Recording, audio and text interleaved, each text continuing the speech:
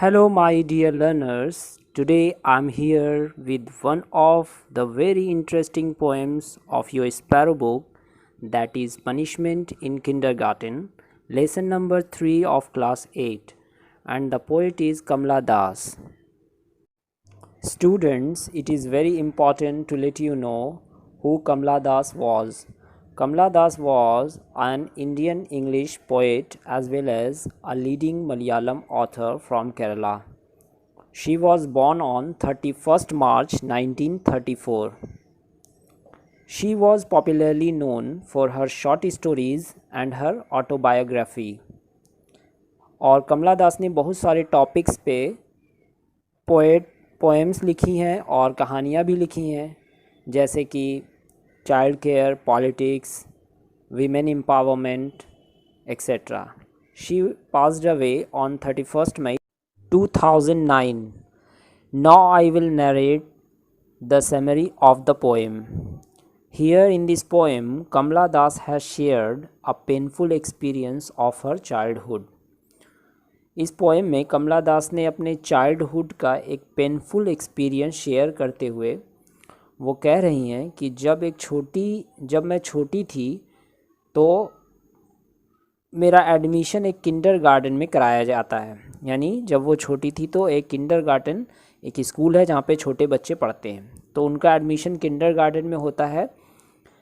And the school was on picnic, और उन्हें picnic पे ले जाया जाता है द सेम डे, और उन्हें दूसरे बच्चे के साथ पिकनिक पर ले जाया जाता है. But because of her shy nature she did not mix with other children. चूँकि वो काफ़ी शाय होती हैं, ये दूसरे बच्चों से वो इंटरेक्ट नहीं कर पाती हैं. So when the teacher saw her that the girl was not mixing with other children, she started scolding her. तो टीचर उन्हें स्कॉल्ड करना शुरू कर देती हैं. And seeing all these the other children made fun to her. और ये देखकर दूसरे बच्चे भी उस बच्ची का मजाक उड़ाने लगते हैं, वो उन पर हंसने लगते हैं. इस बात पर उसे काफ़ी बुरा लगता है. और now she tells that no need to remember that pain. अब समय के साथ with the passage of time Kamala Das is grown up, और वो कहती हैं कि अब मुझे उस दर्द को याद करने की ज़रूरत नहीं है. In this poem, the poet wants to convey the message for the teachers that not to scold the student without knowing the proper reason. Now I am going to explain the first stanza of this poem.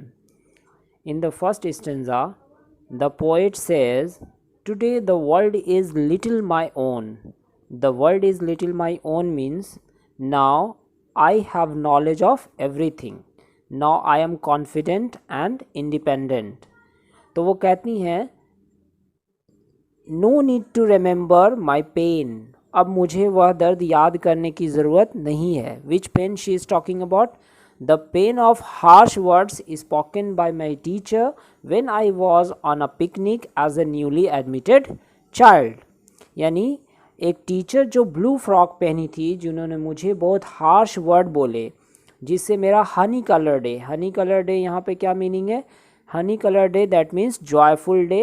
यानी किसी भी बच्चे के लिए उसका picnic पे जाना एक काफ़ी जॉयफुल डे होता है. तो वो कहती है कि हनी कलर डे जो है उस टीचर के हार्श वर्ड की वजह से मेरा वो डे क्या हो गया, बिल्कुल ख़राब हो गया. और टीचर ने उससे क्या कहा? What peculiar child you are. यानी कितनी अजीब लड़की हो तुम. And why don't you join the others. तुम दूसरे बच्चों से क्यों नहीं मिक्स होती, यानी दूसरे बच्चों से इंटरेक्ट क्यों नहीं करती हो. जब टीचर ने उनसे इस तरह से उसे डांटा तो वह बच्ची बिल्कुल क्या हो गई, सैड हो गई, और उसे काफ़ी पेन फील हुआ. Now come to the second stanza. In the second stanza she says, वो कहती हैं कि कुछ बच्चे जो ग्रुप बनाकर एक तरफ बैठे हुए थे और गन्ने का जूस पी रहे थे, वो मेरी तरफ मुड़े और मुझे देखकर वो ज़ोर ज़ोर से हंसने लगे और मेरा मजाक उड़ाने लगे, क्योंकि जब वो टीचर मुझे डांट रही थी. इस बात से मुझे काफ़ी पेन फील हुआ, मुझे काफ़ी दुख हुआ, और मैंने अपना चेहरा छुपा लिया। कहाँ छुपाया? वो हेज के पीछे छुपा लिया। हेज मीन्स झाड़ियों के पीछे। और मैंने अपना चेहरा झाड़ियों के पीछे छुपा लिया, चूँकि वहाँ पे धूप भी थी, और जब मैं झाड़ियों के पीछे गई तो मुझे फ्लावर का स्मेल महसूस हुआ, और साथ साथ मुझे अपने मैंने अपने दर्द को भी महसूस किया।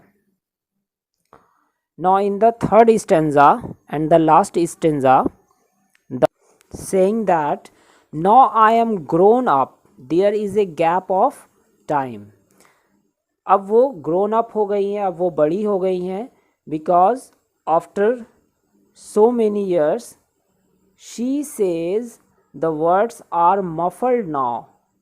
वो कहती हैं कि अब वो सारे वर्ड्स, यानी जो वर्ड्स जो टीचर ने मुझसे कहे थे, वो सारे वर्ड्स क्या हो गए हैं? अब मफल्ड हो गए हैं। मफल्ड मीन्स बिकम फेड, धुंधले हो गए हैं। वह कहती हैं कि वे वर्ड्स अब धुंधले हो गए हैं। कैसे words? Harsh word of my teacher. और वो बच्चे जो उस इंसिडेंट में, यानी उस समय वो हंस रहे थे और मेरा मजाक उड़ा रहे थे, तो उन बच्चों के चेहरे भी अब काफ़ी ब्लर हो गए हैं, यानी वो धुंधले पड़ गए हैं, क्योंकि उस इंसिडेंट को अब काफ़ी साल बीत गए हैं। तो वो कहती हैं कि उस टाइम तो मुझे लगा कि अब मेरी ज़िंदगी क्या हो गई, बिल्कुल रुक सी गई है, लेकिन ज़िंदगी धीरे धीरे सैडली आगे बढ़ती जा रही थी। लेकिन अब मेरे मन को तसल्ली मिल गई है। आगे वो कहती हैं कि अब मेरे मन को क्या मिल गई है? तसल्ली मिल गई है। तसल्ली कैसे मिल गई है? क्योंकि अब मैंने अपने इस पोएम के थ्रू मैंने उन सारे टीचर्स को ये मैसेज कन्वे कर दिया है। क्या मैसेज है?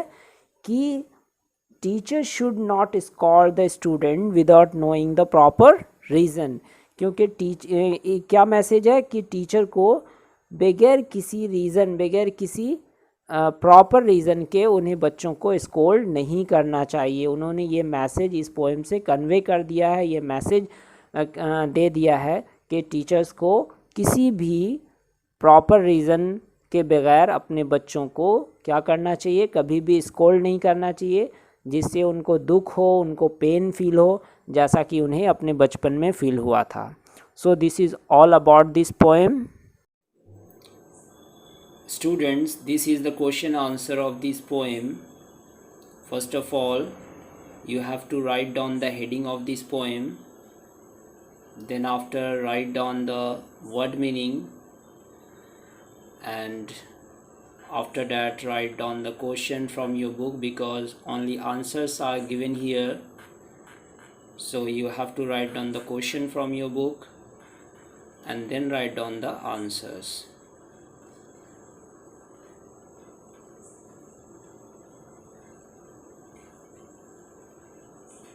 Okay then, thank you.